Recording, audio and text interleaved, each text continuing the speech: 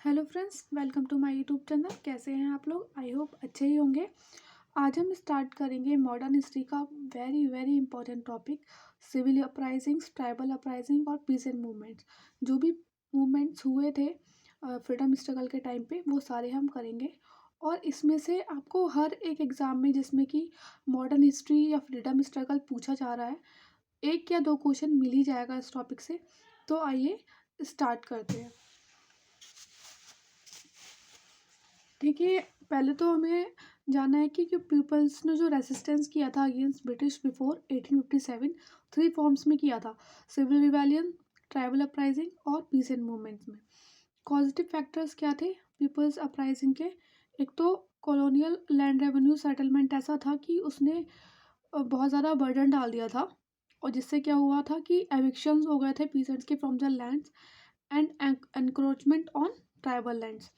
Exploitation हो गया था रूरल सोसाइटी का, coupled with growth of intermediary revenue collectors, tenants and money lenders. Expansion of revenue administration over tribal lands, leading to loss of tribal peoples hold over agriculture and forest land. Promotion of British manufactured goods, heavy duties on Indian industries, especially export duties leading to devastation of Indian handlooms and handicraft industries. ठीक है, British manufacture goods का promotion हो रहा था, और जो Indian goods थे, Indian industries थे, उन पे हैवी ड्यूटीज़ लगाई जा रही थी, स्पेशली एक्सपोर्ट ड्यूटीज़। जिससे क्या था, इंडियन हैंडलूम ने थोड़ा मतलब थोड़ा नहीं, बहुत ज़्यादा अफेक्टेड हुआ था इससे, और हैंडीक्राफ्ट इंडस्ट्रीज भी अफेक्टेड हुई थी। Next point is destruction of indigenous industries led to migration of workers from industry to agriculture, and which increase the pressure on land और agriculture. तो फर्स्ट टॉपिक है हमारे यहाँ पे सिविल अपराइजिंग्स। देखिए, मैंने यहाँ पे मेजर कॉजेज और जो भी फैक्टर्स इसलिए लिए हैं डिटेल्स में, थोड़ा इसलिए किया है क्योंकि अभी क्या है ना, वन लाइनर जो क्वेश्चन है ना, वो थोड़े कम हो रहे हैं, कोई भी एग्जाम में आप देख लीजिएगा। तो इसीलिए हमें स्टेट पीसीएस में, यूपीएससी में देखने को मिलेगा कि आपके स्टेटमेंट बेस्ड क्वेश्चन ज़्यादा पूछे जा रहे हैं, और उसमें ऐसे पूछ लिया जाता है कि क्या मेजर कॉजेस क्या थे, फैक्टर्स में क्या रिस्पॉन्सिबल नहीं था या था। इसलिए हमने यहाँ पे किया है ये सब। सिविल अपराइजिंग में पढ़ें तो it is led by the depots native rulers के द्वारा, और फॉर्मर जमींदार्स, लैंडलॉर्ड्स, पॉलीगर्स कौन थे? साउथ इंडिया के होल्डर्स ऑफ टेरिटरी और पलायम, consisting of few villages granted to them by rulers, mainly the nayakas in term of military service and tribute। ठीक है, पॉलीगर्स पूछ लिया जाता है एग्जाम में। And officials of conquered kingdom और समटाइम बाय रिलीजियस लीडर, इन लोगों ने ये सिविल अपराइजिंग्स की थी। और मेजर कॉजेज क्या थे सिविल अपराइजिंग कि रैपिड चेंजेस हो गए थे इकोनॉमी में, एडमिनिस्ट्रेशन में, लैंड रेवेन्यू सिस्टम में, जो कि किसके अगेंस्ट? पीपल्स के अगेंस्ट चला गया था। जमींदार और पॉलीगर्स ने लॉस कर दिया था कंट्रोल अपनी लैंड पे, और उनका जो रेवेन्यू था वो कॉलोनियल रूल के द्वारा भी इंक्रीज हो गया था, और इनसे क्या हुआ था, इनका ईगो भी हर्ट हुआ था due to being sideline in rank of by government officials. Dune of Indian handicrafts major reason था ये। Priestly classes instigated hatred and rebellion against alien rule because the religious preachers, priests, pandits, maulvis etcetera है dependent on traditional landed. ठीक है, ये dependent थे traditional landed and bureaucratic elite पर। Fall of zamindar and feudal lords directly affected priestly class. Foreign rule to the land and their contemptuous treatment to native people hurt pride. ठीक है, जो native people का pride था वो hurt हो रहा था कि फॉरेनर्स हम पे रूल कर रहे हैं। ये कुछ रीजंस थे। अब बात करें सिविल अपराइजिंग की, तो सबसे इम्पॉर्टेंट जो आती है, फर्स्ट जो होती है सन्यासी रिवॉल्ट। और ये कब हुआ था? बंगाल में स्टार्ट हुआ था 1770s में। रीजंस क्या थे? Disasters famine of 1770 and harsh economic order of British, some peasant evicted from land joined by dispossessed small zamindar, disbanded soldiers and rural poors. इन्होंने क्या किया था? कंपनी पर रेड किया, फैक्ट्रीज पे, और वॉरेन हेस्टिंग उस टाइम आए थे गवर्नर जनरल, उन्होंने इसे सरप्रेस करने में हम हेल्प की थी ब्रिटिश रूल की। और इसमें ये दो जो पॉइंट है ना, ये बहुत इंपॉर्टेंट है एग्जाम के पर्पज से, कि इसमें सन्यासी रिवॉल्ट में equal participation of Hindu and Muslim दिखा था। और मंजू शाह, चिराग अली, मूसा शाह, भवानी पाठक, देवी चौधरानी इनके इम्पोर्टेंट लीडर थे। एग्जाम में एज इट इज़ आ जाता है और ये इम्पॉर्टेंट है, ये भी बहुत इंपॉर्टेंट है। यूपीएससी में, यूपीपीसीएस में ऑलरेडी क्वेश्चन आ चुका है कि आनंद मठ जो नोवेल था वो किसने लिखा था और वो किस रिवॉल्ट के टाइम लिखा गया था। तो बंकिम चंद्र चट्टोपाध्याय ने लिखा था। ठीक है, सन्यासी रिवॉल्ट को आप बहुत ध्यान से पढ़िएगा, उसके जितने भी मैंने पॉइंट्स बताए बहुत इंपॉर्टेंट है। नेक्स्ट है रिवॉल्ट इन मिदनापुर एंड दालभूम। इसमें क्या हुआ था, introduction of land revenue system in 1772 by the zamindars के थ्रू किया गया था। इंपॉर्टेंट लीडर्स कौन थे, दामोदर सिंह और जगन्नाथ दाल। रिवोल्ट ऑफ मायोमारिस कौन थे, लो कास्ट पीजेंट थे जिन्होंने रिवोल्ट किया against Ahom king of Assam.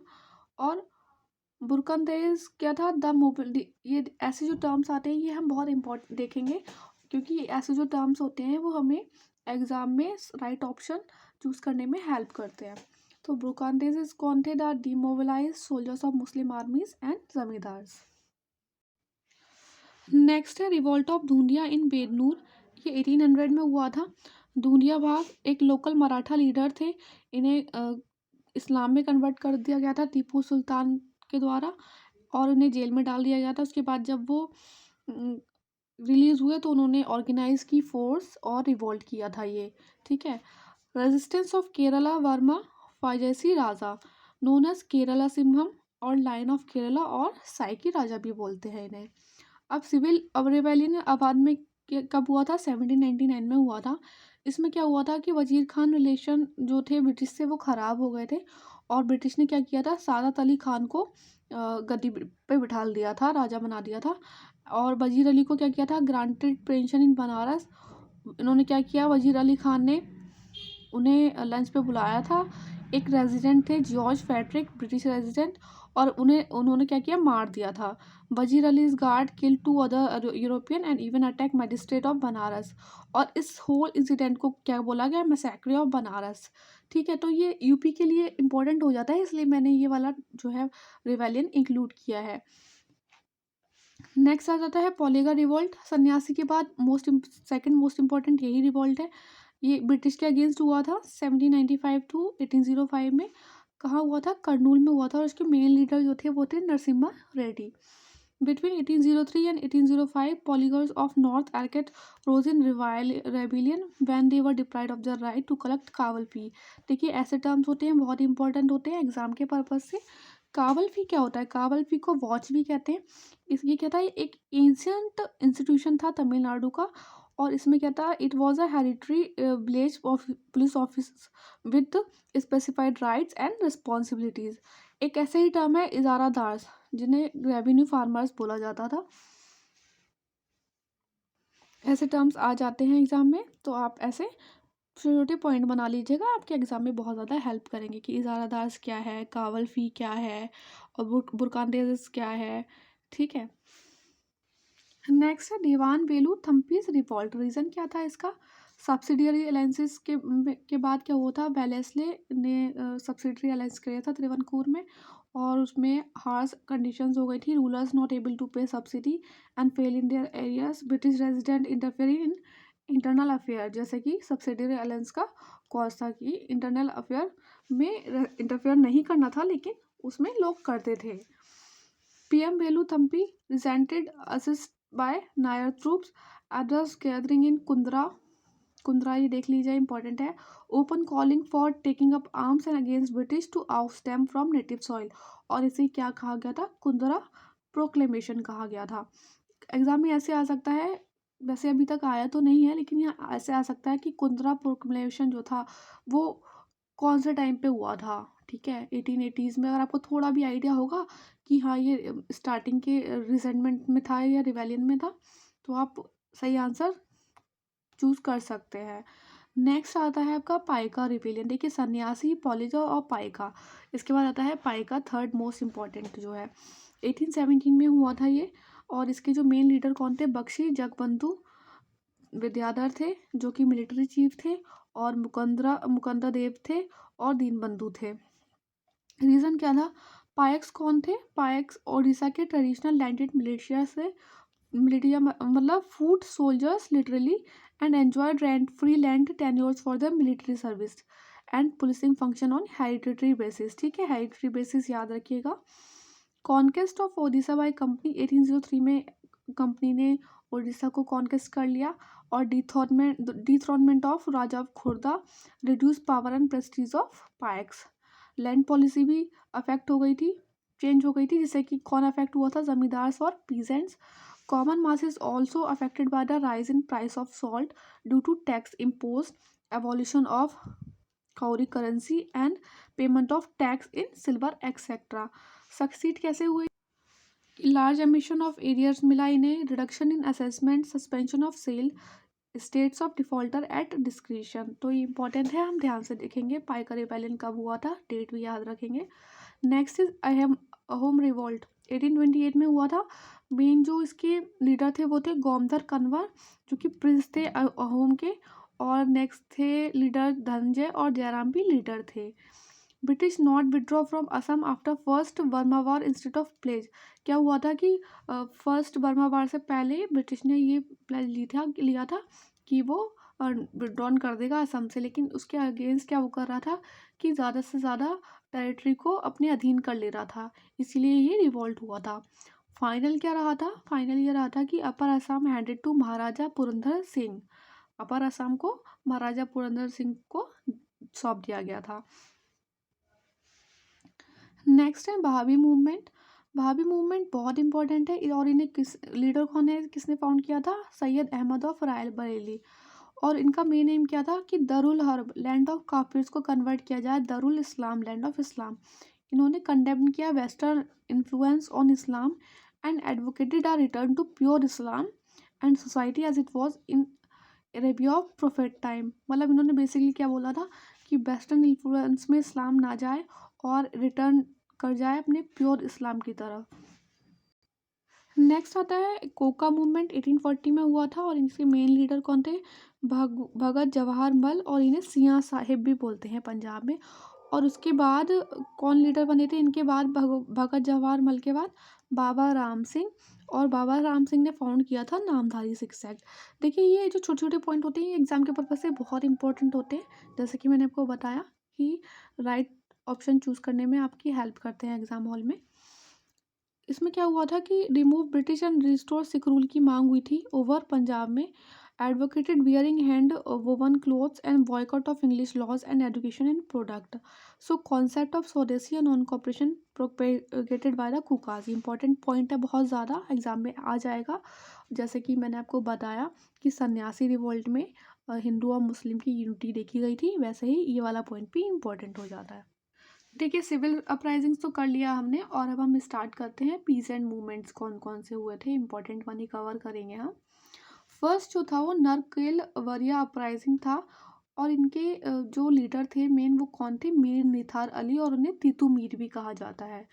और Muslim against landlord and Hindu, Muslims ने किया था ये अगेंस्ट लैंडलॉर्ड एंड हिंदू, जिन्होंने हिंदूज ने क्या किया था? Beard tax on फेराजीज.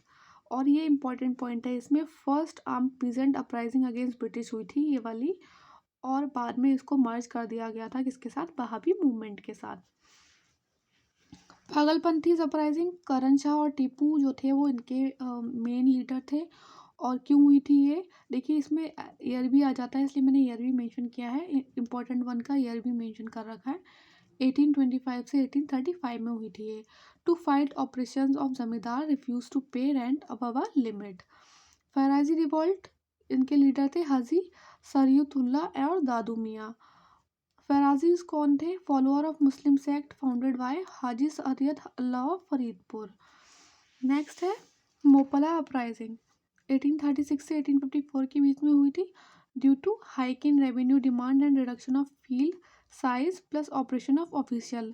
देखिए ये तो फर्स्ट जो हुई थी मोपला अपराइजिंग वो 1836 से 1854 के बीच में हुई थी, जबकि जो सेकंड हुई थी वो ड्यूरिंग खिलाफत मूवमेंट और एनसीएम के टाइम पे हुई थी. ये हम ध्यान रखेंगे.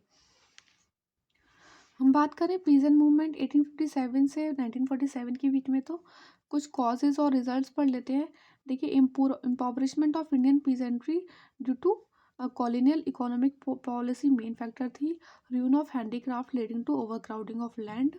New land revenue system, colonial administrative and judicial system. Result क्या रहा इस सब का कि हाई रेंट हो गए थे, unpaid labour in zamindari areas, land revenue increase हो गया था, इंटरेस्ट ऑफ मनी रेंट, जिससे क्या हुआ था, इंटरेस्ट ऑफ मनी रेंट का इंक्रीज हुआ, उससे क्या हुआ कि जो फार्मर्स जो थे वो मजबूर हो गए थे कि अपनी लैंड और कैटल को गिरवी रखे और पैसे लेने के लिए मनी लेंडर से। Tenant at will, sharecroppers and landless labour increase हो गए थे इस पे। इंडिगो रिवोल्ट फर्स्ट रिवोल्ट है, बहुत इंपॉर्टेंट है ये, एज इट इज पूछ लिया जाता है कि ईयर कौन सा है, उसके मेन लीडर कौन थे। यूपीपीसीएस का तो फेवरेट क्वेश्चन है ये, ठीक है। बंगाल में हुआ था 1859 में। विष्णु एंड दिगंबर विश्वास इनके लीडर थे मेन। तो इसमें क्या हुआ था, एज वी नो कि इंडिगो को लगाने के लिए ब्रिटिश गवर्नमेंट सप्रेस कर रही थी बहुत ज़्यादा कि वो जो कॉटन प्लांट्स हैं वो ना लगाएं और इंडिगो ही लगाएं। और इस वजह से क्या हुआ था कि इंडिगो रिवॉल्ट हुआ था। और बाद में इसके बाद इंडिगो कमीशन बिठाया गया था 1860 में, और उसने ये फैसला सुनाया था कि फार्मर्स की मर्ज़ी है कि वो इंडिगो अपने फार्म लैंड पे करें या नहीं करें एज अ क्रॉप, और इसमें कोई ज़बरदस्ती नहीं होगी। पबना अग्रेरियन लीग की बात करें तो 1870 में हुई थी ये, पटना से होते होते बंगाल तक पहुंच गया था। मेन जो लीडर थे वो ईश्वर रॉय, साबूपाल और खुद ही मोला थे। और अगेंस्ट जमींदार्स के अगेंस्ट हुई थी ये। जमींदार्स ने क्या किया था कि रेंट बहुत ज़्यादा लेने लगे थे beyond the legal limit and prevent tenant from occupancy rent under Act 1859। forcible eviction करने लगे थे, scissor of cattle and crops for long time, और कॉस्टली लिटिगेशंस हो गए थे कोर्ट में। इस वजह से फार्मर्स बहुत ज़्यादा परेशान हो गए थे, और फिर उन्होंने ये रिवॉल्ट किया, पबना अग्रेरियन लीग। और इसमें सपोर्ट किया गया पीजेंट्स को। किसने सपोर्ट किया था इसको, बंकिम चंद्र ने, आर.सी. दत्त ने, इंडियन एसोसिएशन अंडर सुरेंद्र नाथ बैनर्जी ने इस वाली लीग को सपोर्ट किया था। और इसके बाद क्या हुआ था कि Bengal tenancy act as a result pass हुआ था 1859 में। डेक्कन रॉयट्स हुए थे 1875 में। कहाँ हुए थे, महाराष्ट्र में। एज इट इज एसएससी में क्वेश्चन आ गया है ये कि जो डेक्कन रॉयट हुए थे वो कौन से एरिया में हुए थे। तो ये वेस्टर्न पार्ट ऑफ महाराष्ट्र में हुए थे due to the heavy taxation under ryotwari settlement. और इसके फिर क्या हुआ था, रिजल्ट क्या हुआ था कि Deccan agriculturist relief act pass हुआ था 1879 में। ये जितने भी इम्पोर्टेंट है, indigo commission 1860, Bengal tenancy act 1859 and Deccan agriculturist relief act 1879। As it is आप याद कर लीजिएगा इनके ईयर। नेक्स्ट बात करते हैं पीजेंट मूवमेंट आफ्टर 1857। कौन से इंपॉर्टेंट है, ये सारे ही इंपॉर्टेंट है, हम आगे जो पढ़ेंगे। तो देखिए, एक तो रामसी रिवॉल्ट हुआ था 1822 में against British policy of annexation, और इसके लीडर कौन थे, चित्तूर सिंह। एग्जाम में एज इट इज़ आ चुका है यूपीएससी के ही एनडीए में या फिर सीडीएस में। तो उन्होंने क्या किया था ना, यहाँ पे ईयर पूछ लिया था, उससे क्या हुआ था, और ऑप्शन में दोनों दे दिए थे, बच्चे कंफ्यूज हो गए थे फिर। तो आप इसका ईयर एज इट इज़ याद रखिएगा। रामोसी मूवमेंट हुआ था महाराष्ट्र में 1879 में। लीडर कौन थे, Vasudev Balwant Phadke. Against British failure to solve up anti famine measures. Violent था ये, ना कि पीसफुल मूवमेंट था, और ये फर्स्ट महाराष्ट्र रिवॉल्यूशनरी एक्शन था। नेक्स्ट है बिजौलिया मूवमेंट, राजस्थान में। बिजौलिया आपको पता है राजस्थान में पड़ता था। 1913 में सीताराम दास विजय पातिक सिंह इसके लीडर थे। चंपारण हम गांधी जी के वीडियो में पढ़ चुके हैं, अगर आपने वीडियो नहीं देखी हो तो आप देखिएगा। टाइमलाइन ऑफ गांधी जी में चंपारण, खेड़ा और अहमदाबाद सत्याग्रह हम देख चुके हैं। तो चंपारण सत्याग्रह कहाँ हुआ था, बिहार में हुआ था 1917 में। अच्छा, जो गांधी जी गए थे चंपारण में वो किसने बुलाया था, एक रेसिडेंट थे बिहार के, उनके बुलाने पे गए थे वो, चंपारण विजिट किए थे। तो आप कमेंट सेक्शन में बताइए मुझे कि किसके कहने पे गए थे वो बिहार गांधी जी। और खेड़ा हुआ था, खेड़ा सत्याग्रह गुजरात में 1918 में, और कौन थे लीडर, गांधी जी और वल्लभ भाई Patel. This is very important, very very important for exam purpose. ठीक है, किसान सभा मूवमेंट, यूपी किसान सभा कब हुई थी फॉर्म? फरवरी 1918 में। और इनके कौन थे फाउंडर? गौरी शंकर मिश्रा और इंदिरा नारायण द्विवेदी। अदर लीडर्स की बात करें तो झिंगुराई दुर्गापाल, बाबा रामचंद्र। जून 1920 में बाबा रामचंद्र ने अर्ज किया नेहरू से to visit this village. Awadh Kisan Sabha 1920 में सेटअप हुई यूपी में, और किसने की थी? बाबा रामचंद्र जी ने।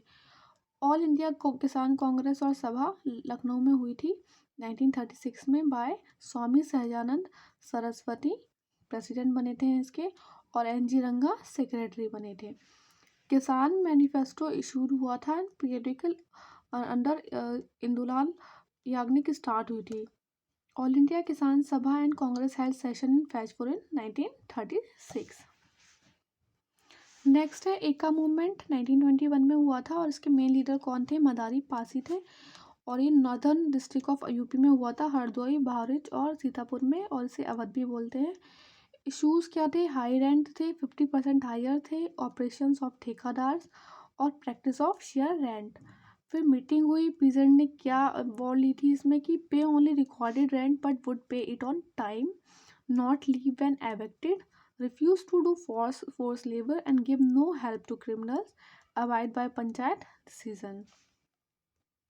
नेक्स्ट इम्पॉर्टेंट रिवॉल्ट है मपिल्ला रिवॉल्ट, और ये कब हुआ था? 1921 में हुआ था केरल में, और इसके लीडर कौन थे? Syed Ali and Syed Fazal. Merge into Khilafat movement, बाद में ये मर्ज हो गया था खिलाफत मूवमेंट में।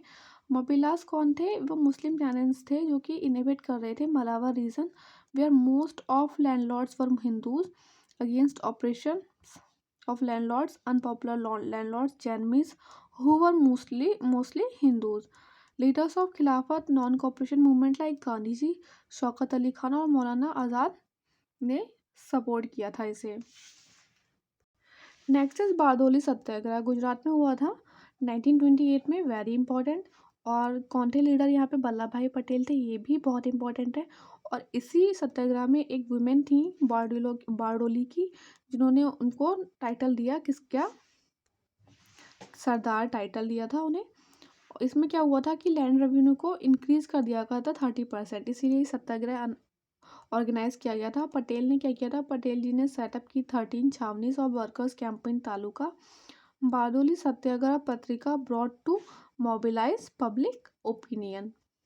ठीक है, एक एक लाइन इंपॉर्टेंट है इस वाले सत्याग्रह की, वेरी इंपॉर्टेंट, ध्यान से पढ़िएगा। एंड बारडोली सत्याग्रह में ये वाला जो पॉइंट है ना, ये बहुत इंपॉर्टेंट है कि के.एम. मुंशी ने और लालजी नारायण जी ने रिज़ाइन कर दिया था बॉम्बे लेजिस्लेटिव काउंसिल से in support of this movement. Exam में आ सकता है as it is. Now second जो मूवमेंट है, इम्पॉर्टेंट मूवमेंट है, ये तेभागा मूवमेंट है, 1946 में हुआ था बंगाल में, और इनके लीडर थे चंपारण सिंह और Niamat Ali. In September 1946 the Bengal provincial Kisan Sabha mass struggle, the flood commission recommendation of tebhaga, 2/3 share to bargadars को मिलेगा, ना कि हाफ। सेंट्रल स्लोगन क्या था? निज हमारे धान तोड़ो, that is sharecroppers taking paddy to their own threshing floor and not to jotedars. ठीक है, ध्यान से पढ़ेंगे ये स्लोगन क्या था और क्यों हुआ था। तेलंगाना मूवमेंट पर आगे पढ़ते हैं, तो ये आंध्र प्रदेश में हुआ था 1946 में, और इनके लीडर कौन थे? कुमारैया एंड सुंदरैया थे। और इसमें मेन पॉइंट ये है कि it is the biggest peasant guerrilla war of modern India. Reasons क्या थे? Princely state of Hyderabad under Asafjahi Nizam marked by a combination of religious linguistic domination by a Mall Urdu speaking Muslim elite ruling of over prominent Hindu, Telugu, Marathi और Kannada speaking groups. मतलब बहुत कम जो एक मुस्लिम elite ruling group था वो क्या कर रहा था? रूल कर रहा था इन ग्रुप्स पर। Lack of political and civil liberties, exploitation in form of force labour, that is vethi and illegal exactions. Achievement क्या हुआ कि जिन जिन एरियाज़ में ये वाला मूवमेंट हुआ उसमें वैथी एंड फोर्स लेबर डिसअपेयर हो गई थी, और एग्रीकल्चर वेजेस को इंक्रीज़ कर दिया गया था। इलीगली सीज कर दी गई लैंड को, जो लैंड जो रिस्टोर हो गई थी। Steps taken to fix ceilings and distribute lands. Improvement in condition of women. Autocratic feudal regime of India's biggest princely state was shaken up and clear way for formation of Andhra on linguistic line। देखिए, एक भी आपने देखा होगा कि अगर मैंने कुछ भी ऐड किया है इसमें तो वो कुछ ना कुछ एग्जाम के पर्पज से इम्पोर्टेंट है ही, तो बहुत ध्यान से पढ़ेंगे। नेक्स्ट पढ़ते हैं हम ट्राइबल रिपोर्ट। तो फर्स्ट है पहाड़िया रिवेलियन, राजमहल हिल में हुआ था 1778 में, जो यूपीपीसीएस में आ चुका है एज इट इज़, वो मैं आपको मार्क कर दूंगी। देखिए, चौहार अपराइजिंग आ चुका है, इसका ईयर पूछ लिया गया था। तो राजा जगन्नाथ और द्विजन सिंह, माधव मोहन, लक्ष्मण सिंह, ये सब इससे रिलेटेड है। कहाँ हुआ था? मिदनापुर और बंकुरा डिस्ट्रिक्ट में हुआ था। और हिस्टोरियन इसको क्या बोलते हैं? रिवॉल्ट ऑफ जंगल महल, इसलिए बहुत इंपॉर्टेंट है ये पॉइंट। नेक्स्ट है रामोसी। रामोसी रिवॉल्ट 1822 में चित्तूर सिंह थे लीडर, हमने पढ़ा। प्रताप और दत्तात्रेय पटकर, इंपॉर्टेंट है, एज इट इज याद कर लीजिएगा यार। डेनिस कोलिस 1824 में डिसमेंटल ऑफ फॉरेस्ट के अगेंस्ट हुआ था, ये भी इंपॉर्टेंट है। अहोम का भी आप ईयर याद कर लीजिएगा अच्छे से, और कौन लीडर थे। खासी रिबेलियन का भी 1829 में हुआ था, 32 तक तिरुत सिंह इसके लीडर थे। कोल मुटिनी का भी एज इट इज़ याद कर लीजिएगा ईयर और लीडर, 1831 में हुआ था, बुद्धू भगत इसके लीडर थे। और इसमें क्या था, क्यों हुआ था ये, कि transfer of land from Kol headman to outsiders like Hindu, Sikh, Muslim farmers and money lenders who were oppressive and demanded heavy taxation, इसलिए ये रिवॉल्ट हुआ था। हो अपराइजिंग हुई थी 1820 से 1837 में, क्यों हुई थी? ब्रिटिश ऑक्यूपेशन ऑफ सिंघभूम में की वजह से। नेक्स्ट है Santhal rebellion, very very very important, 1855 से 56 में हुई थी, एज इट इज़ पूछ लिया जाता है। अगेंस्ट जमींदार एंड ब्रिटिश रूल, कहाँ पे हुई थी? बिहार में, राजमहली हिल्स पर। और सिद्धू और कान्हू इसके जो थे लीडर थे। नायका 1858, रूप सिंह लीडर थे। For Dharmraj against ban Anjoria Bhagat on grazing and timber. Bhuan and Juang, ये दोनों तो मैंने नहीं पढ़े हैं कि किसी एग्जाम में आए हैं, और बाकी सारी अपराइजिंग्स ये आ चुकी हैं एग्जाम्स में। नायका और भुआंग एंड जुआंग, भुआंग एंड जुआंग 1867 से 68 और 1891 में हुआ था। रत्ना नायक और धरनी नायक इनके लीडर थे, and it is basically because of installation of British protege on throne. Protege मतलब होता है कि किसी को, मतलब किसी अपने पे आश्रित जो इंसान है उसे उसने बिठा दिया था अपने एक विश्वास पात्र को थ्रोन पर। मुंडा अपराइजिंग 1899 से 1900 में हुई थी, बिरसा मुंडा इसके लीडर थे। और ये देखिए, मैंने बोला ना आपको कि ऐसे पॉइंट एग्जाम में आपको चूज करने में हेल्प करते हैं राइट ऑप्शन। यूपीएससी का ही क्वेश्चन है लास्ट टू लास्ट ईयर का, उलगुलन अपराइजिंग से डायरेक्ट क्वेश्चन आ गया था, और बच्चे वहाँ भी कंफ्यूज हो गए थे कि मुंडा अपराइजिंग होगा क्या होगा। तो आपने अगर पढ़ा होगा अच्छे से, देखिए एक क्वेश्चन तो आता ही आता है, ये पूरे वीडियो से एक क्वेश्चन तो आएगा ही, तो आप बहुत ध्यान से पढ़िएगा किसी भी एग्ज़ाम में, यूपीपीसीएस में, बिहार पीसीएस में, या फिर यूपीएससी में, एसएससी में, या अभी सीएसआईआर का पेपर आ रहा है उसमें मॉडर्न हिस्ट्री के बहुत सारे क्वेश्चन आएंगे, तो उसमें भी आएगा ये एक क्वेश्चन इसमें। खोंड अपराइजिंग 1837 से 56 में हुई थी, चक्र बिश्नोई इसके मेन लीडर थे, ओडिशा से आंध्र प्रदेश तक हुई थी।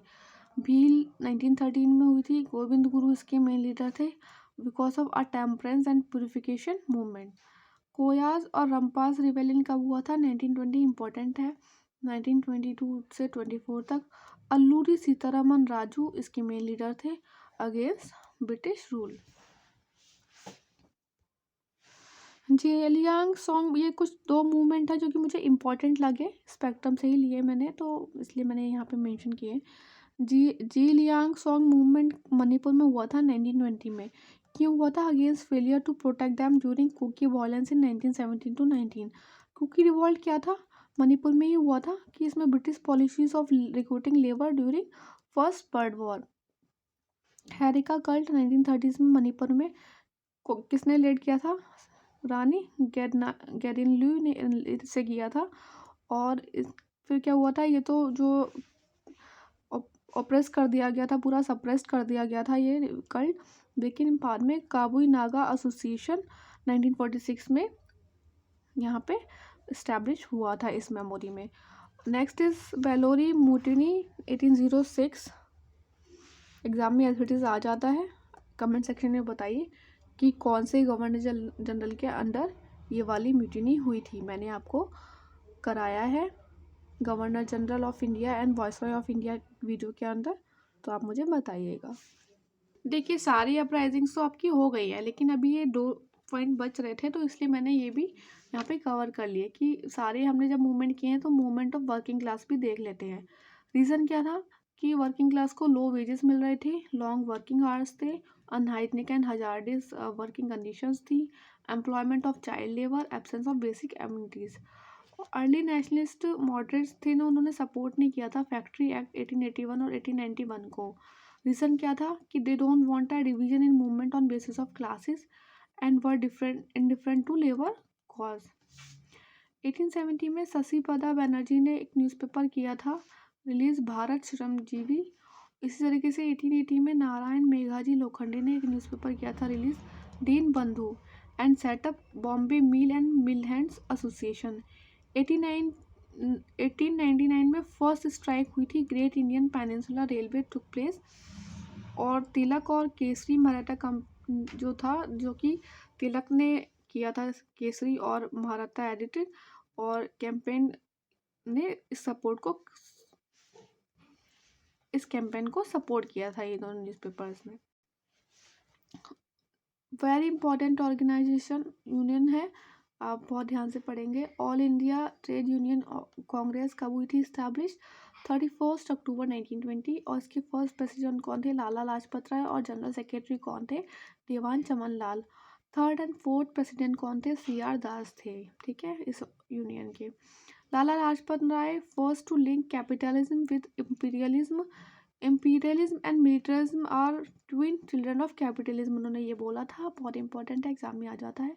और जो गया सेशन था 1922 का, उसने वेलकम किया था formation of All India Trade Union Congress. Other leaders की बात करें तो Nehru, Subhash Chandra Bose, CF Andrews, JM Sengupta, Satyamurti, VV Giri और सरोजिनी नायडू इसके यूनियन के अदर लीडर्स थे, अदर इम्पोर्टेंट लीडर्स थे। और ट्रेड यूनियन एक्ट 1926 में पास हुआ था, जिसने कि रिकॉग्नाइज किया था trade union as legal association. तो देखिए यहाँ पे हमने सारे मूवमेंट्स कर लिए जो कि इम्पोर्टेंट है एग्ज़ाम के पर्पज़ से, और इसमें से एक क्वेश्चन आएगा ही आएगा। प्लीज़ आप बहुत ध्यान से कर लीजिएगा, जो भी मैंने आपको मार्क किया है, जो मैंने बताया है कि ये इम्पॉर्टेंट है, वो तो बहुत अच्छे से करिएगा। बाकी इम्पॉर्टेंट तो सभी कुछ है, अच्छे से पढ़ते रहिए। अभी हम और भी टॉपिक्स कवर करेंगे, कोई डाउट हो तो आप कमेंट सेक्शन के बॉक्स में पूछ सकते हैं। पढ़ते रहिए अच्छे से। Bye bye.